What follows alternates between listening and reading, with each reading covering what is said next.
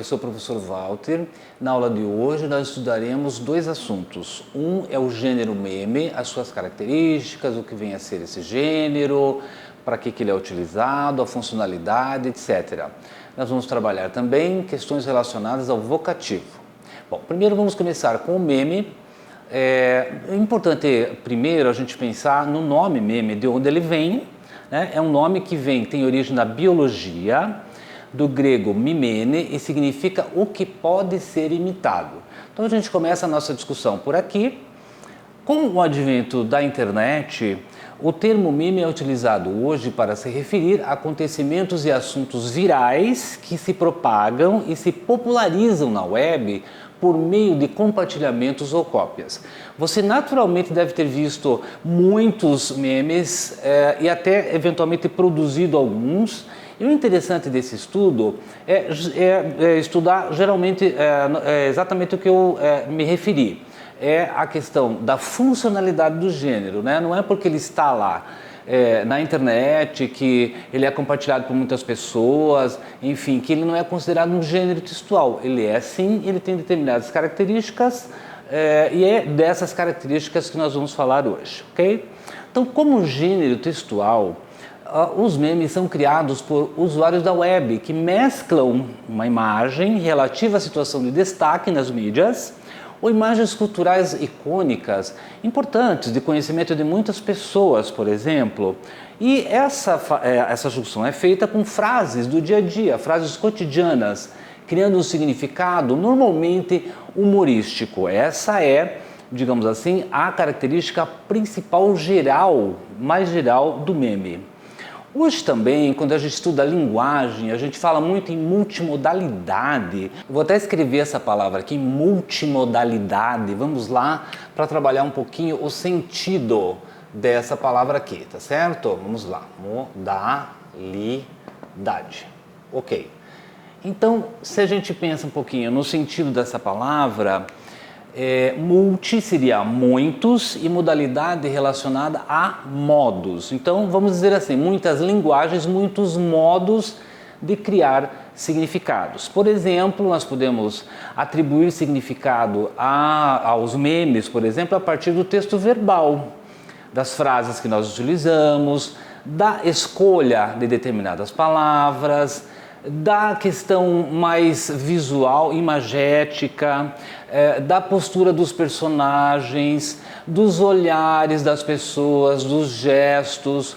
Aliás, o meme é um terreno extremamente fértil para que essa multimodalidade, esses muitos sentidos, essas muitas linguagens sejam registradas. Tudo isso, em geral, no meme é utilizado para obter comicidade. Outro ponto importante é que a linguagem do meme é, em geral, informal. É preciso ter uma proximidade entre o autor do meme com o leitor. Então, o fato de a linguagem ser não formal, isso a maior parte das vezes, ou ter marcas da oralidade, marcas da informalidade, é também uma característica do meme que também produz significados. Okay? A gente vai ler um pouquinho agora, na página 33, eu queria que vocês me acompanhassem a leitura de um meme para a gente discutir um pouquinho concretamente como que essas características do meme se processam, se apresentam num texto concreto. Bom, então nós temos aqui na página 33, acompanhe aí, diz o seguinte, ó. Leia o meme abaixo, né, para responder as questões 25 a 31. Está acompanhando aí? Bom, diz o seguinte: se eu for seu crush, avise. Sou lerda. Bom, o texto que é apresentado aqui no livro didático é um texto multissemiótico. Outra palavra também que é importante de nós registrarmos aqui. Multissemiótico. Tá? Vamos trabalhar 2 S's, multissemiótico. Não ficou tão bom aqui, mas é isso, tá? O que seria? Basicamente, pode-se pensar que são muitos sentidos, né, várias linguagens que se juntam para a atribuição dos significados. Como esses termos eles aparecem aí no livro didático, eu fiz questão de registrá-los aqui para que vocês entendam. São termos bastante técnicos da área da linguística, mas eles querem dizer isso. Muitos sentidos, muitas linguagens concorrendo para a formação e para a atribuição de significados aos textos. Bem, como esse cartoon, a pergunta seria assim como o cartoon e a charge, que vocês já estudaram, quais são as linguagens que compõem o meme? Bom, nesse caso nós temos então o texto verbal, né, que é o que eu acabei de ler. Se eu for seu crush, avise, sou lerda, né? Mas nós temos também a reprodução de uma pintura, né, de uma imagem representando, né, uma pintura antiga, que também atribui significados. Bom, inclusive atribui um significado interessante, porque é mais ou menos essa quebra de expectativa. O humor do meme está basicamente aí, de termos elementos da antiguidade, digamos assim, pessoas da antiguidade vestidas como na antiguidade, mas com um vocabulário atual, ok? Então, essa quebra de expectativa é que gera o humor do meme. Bom, descrevendo a imagem, né, o próximo exercício 26, é um casal jovem em trajes da antiguidade, né, sentado num banco à beira-mar. O rapaz observa languidamente a moça, ternamente, e ela aparentemente sem dizer nada. Então são gestos, são palavras que criam os sentidos desse meme aqui e é obtida a comicidade. Na próxima página, página 34, diz o seguinte, agora a referência ao texto verbal. Sobre o texto verbal, se eu for seu crush, avise, sou lerda, responda as questões. Vamos fazer juntos esse e depois os outros exercícios vocês fazem sozinhos. O texto do meme expressa a voz do rapaz ou da moça. O que vocês acham? Pense lá. Justifique sua resposta. Então, o meme expressa a voz da moça. Como é que a gente pode ver isso? Porque ela usa ali embaixo, né, utilizado, sou lerda. Bom, então a gente, pelas pistas lexicais, pelas pistas das palavras, a gente vai entendendo e refletindo mais sobre o meme, sobre esse texto, vai compreendendo cada vez melhor a mensagem e a comicidade desse meme aí. Bom, na letra B diz o seguinte, isso é interessante também, porque tem a ver com a linguagem, com a língua do ponto de vista gramatical mesmo. Qual é a relação de sentido que se estabelece entre a primeira parte do enunciado e a segunda? Então vamos pensar assim, se eu for seu crush, avise, seria a primeira parte e lá abaixo sou lerda. Então, na opinião de vocês, né, existem algumas relações de sentido aqui que são propostas nas atividades para a gente pensar. Será que isso é adição? Será que o sou lerda está alternando alguma coisa? Será que é uma conclusão? Será que é uma oposição ou uma explicação? Vamos pensar assim que, do ponto de vista da relação de sentido, talvez seja a mais adequada a explicação, certo? Então, qual seria a conjunção que nós poderíamos colocar se nós fôssemos reescrever ou acrescentar essa conjunção nessa oração aí? Seria o porquê. Ficaria então, por exemplo, na alternativa C, a segunda alternativa ali, a conjunção seria, se eu for seu crush, avise por que sou lerda. Então isso é um estudo interessante também.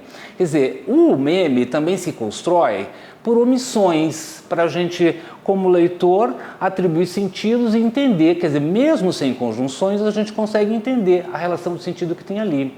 Isso também é criação, uma criação linguística dentro de um texto que é cômico, mas é um trabalho linguístico que existe ali. Bom, a outra questão é a disposição mesmo. Isso é multissemiose também, a disposição das orações. Iniciam lá em cima, o sou lerda, estou lá embaixo, criando uma expectativa ou uma quebra de expectativa para a compreensão do meme. Tudo isso é criação de sentidos. Então, Voltando lá, a própria disposição dos elementos no texto, se estão em linha horizontal, se estão em vertical, se estão quebrados, como é o caso aqui, um em cima, outro embaixo. Isso é atribuição de sentidos, isso é criação de efeitos de sentido para a compreensão do meme. É interessante observar isso também, tá?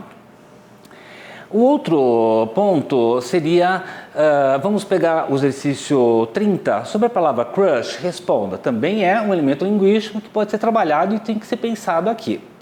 Qual é o seu significado? Então, significa uma gíria em inglês, vocês sabem disso, bastante usada nas redes sociais, que significa alguém por quem você esteja apaixonado. Basicamente é isso. Mas ele é proferido por personagens que são da antiguidade. Então aí que está a quebra da expectativa e a formação do humor, a criação do efeito de humor desse meme aí. Então, é importante também dizer que o crush é da linguagem informal, o que corrobora o que eu falei anteriormente, que aparece, né, esse tipo de linguagem aparece muito nos memes, então o crush é informal, porque ele quer justamente dar essa visão, criar o efeito de atualidade, como de fato está acontecendo. Bem, sobre o meme de maneira geral, é importante vocês também fazerem, tem um exercício no Positivo On, né, se vocês acessarem, existe uma trilha que tem bem essa diferença, vai falar sobre o meme, mas também em contraposição a outros dois gêneros, que são cartoon e charge. Deem uma olhada que está um trabalho bastante interessante, certo? Agora nós vamos para a parte 2, é uma parte mais gramatical, digamos assim. Nós vamos trabalhar o que é o vocativo. Bem, o vocativo é utilizado por nós para denominarmos, para chamarmos o nosso interlocutor. Quem que é o interlocutor? É sempre a pessoa com quem estamos dialogando, com quem estamos trocando ideias, é a pessoa a quem eu me dirijo, certo? Que pode ser presencialmente ou pode ser por meio de registros mesmo, certo? Então o vocativo é isso, sintaticamente, ele tem uma ordem bastante variável, ele pode estar tanto no início da frase, quanto no meio, quanto no final. É importante dizer, né, nesse exemplo que eu vou comentar para vocês, que a vírgula deve ser registrada, deve ser colocada para separar esse vocativo, porque o vocativo é um elemento mais ou menos, entre aspas, tá, marginal na oração.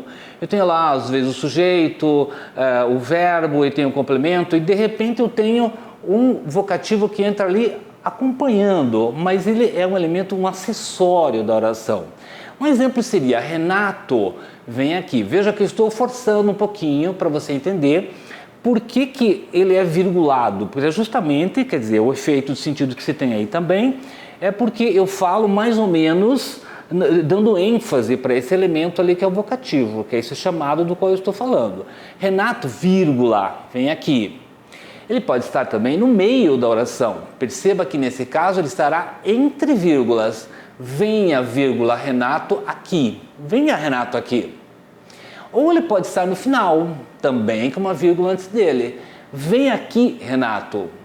Então, na escrita é importante, isso é uma regra gramatical de pontuação.